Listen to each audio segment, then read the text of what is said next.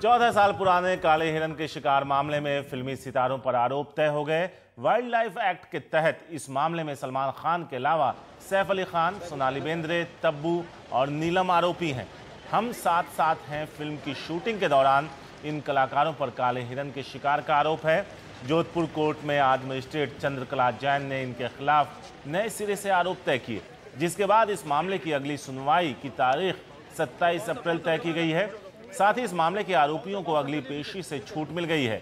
इस बीच कोर्ट ने सलमान खान की पेशी से छूट की अर्जी मंजूर कर ली और उनके वकील को ही आरोप पढ़कर सुनाए।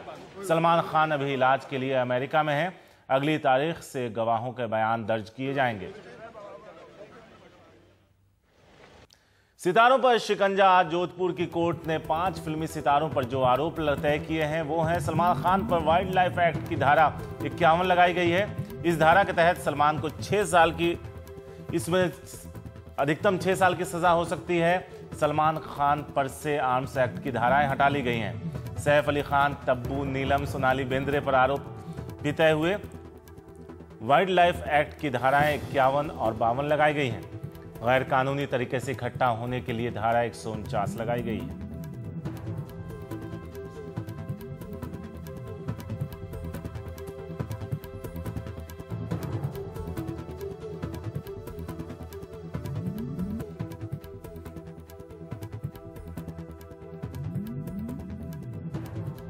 आज अदालत में मैं सैफ अली खान, सोनाली बेंद्रे और नीलम की तरफ से प्रेजेंट रहे और मेरे क्लाइंट्स भी प्रेजेंट रहे।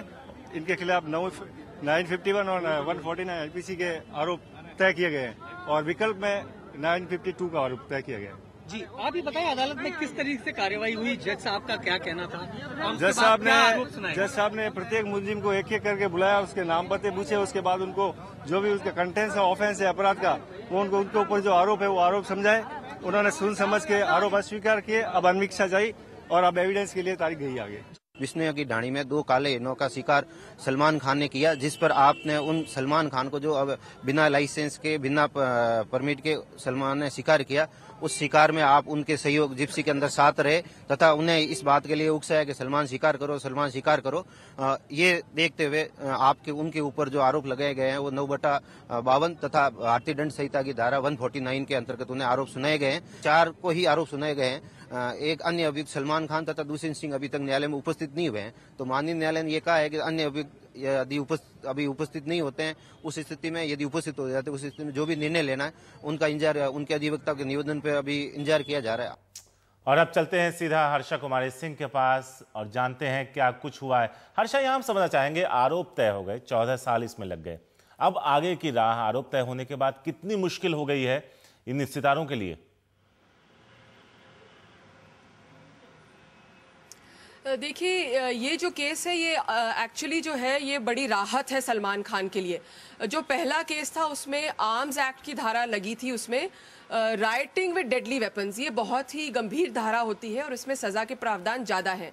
तो सलमान ने 14 साल पहले इसके खिलाफ जब पहली बार इन्हें चार्जेस सुनाए गए थे, उन्होंने अपील किया था और उन्होंने कहा था कि ये चार्ज हमारे खिलाफ गलत है। उनकी ये अपील हाई कोर्ट में गई थी और हाई कोर्ट ने जो आर्म्स एक्ट की धारा है वो हटा दी थी और सुप्रीम कोर्ट ने भी इसे सही माना था।